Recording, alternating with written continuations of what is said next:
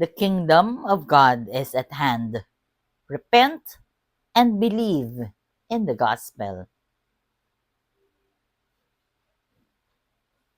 Lord, you are exalted over all.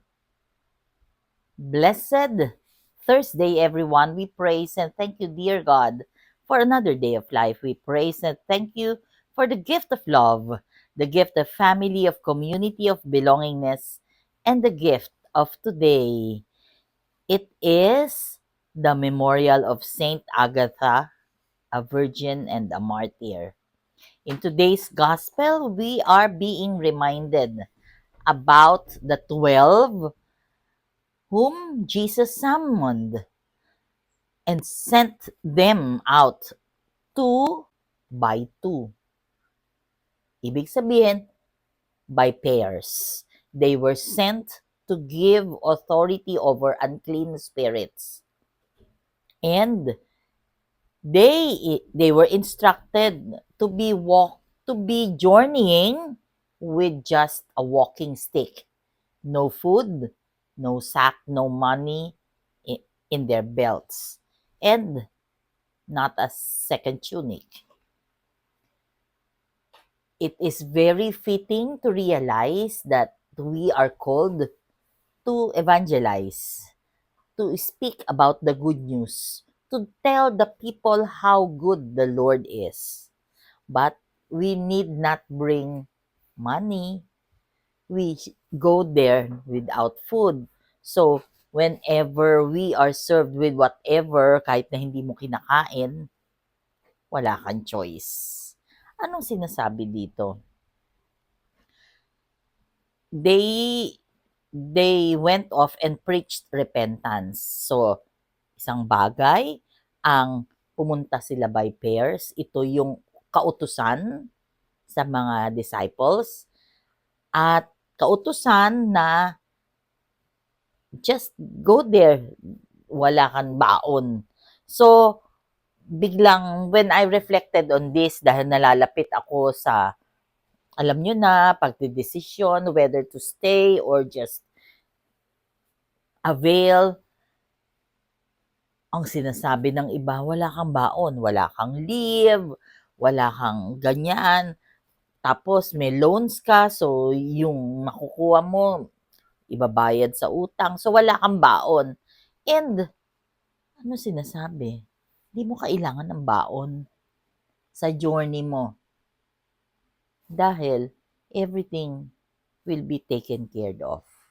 Yun yung mensahe sa akin as I reflect on the gospel na hindi mo kailangan. Ang importante, you preach repentance.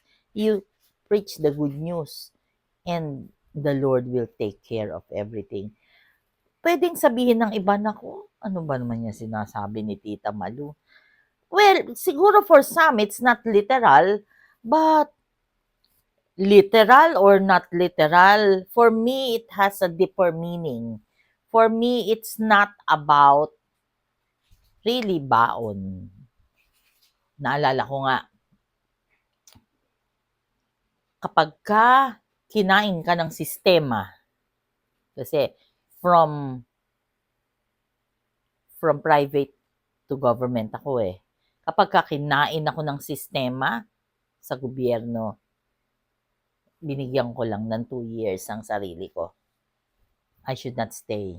Kasi, big sabihin, ano ka pala, yung bang naka-time in ka, pero umuwi ka na. I don't like that. Kaya, nung sinita ako, ano nangyari sa'yo? Oh, okay na po ako. Just allow me. Or yung, ba't kailangan mo bang magsimba araw-araw? Ano bang meron? This is me and I cannot argue. I will not argue with you. Just I will be respecting you. I will be obeying you. But please do obey or respect my faith, respect what I believe in, because for me,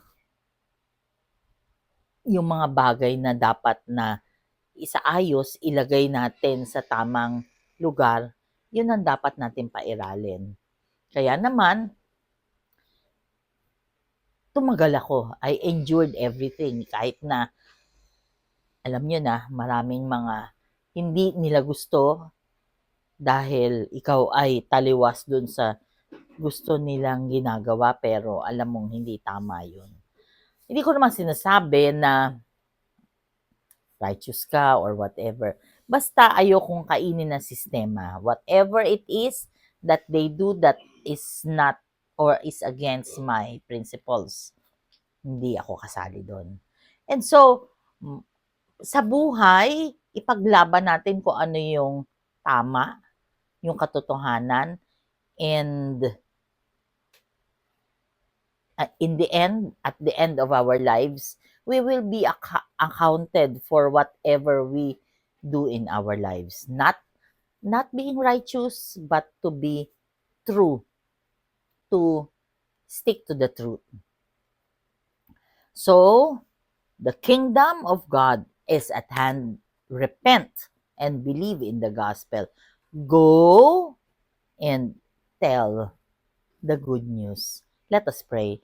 Lord God, we are sorry for our sins, either of commission or omission. We pray for healing, healing of those who are sick, those who are requesting for prayers, and those who are praying with us right here, right now.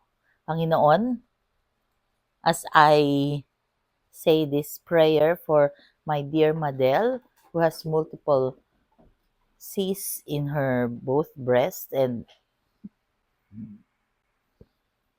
who is undergoing treatments, ikaw na po ang bahala sa kanya. Panginoon, napakadami po na pinangakuan namin ng dasal, nagre-request ng dasal. Please take care of all of them as well as the people who are praying with us here.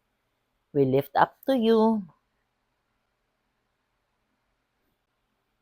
the families and family relationships. We lift up to you the Growth in the Spirit Seminar this weekend. Kayo po ang manguna sa lahat ng mga gawaing ito. All this we pray in your mighty name through the intercession of our Blessed Mama Mary. God bless.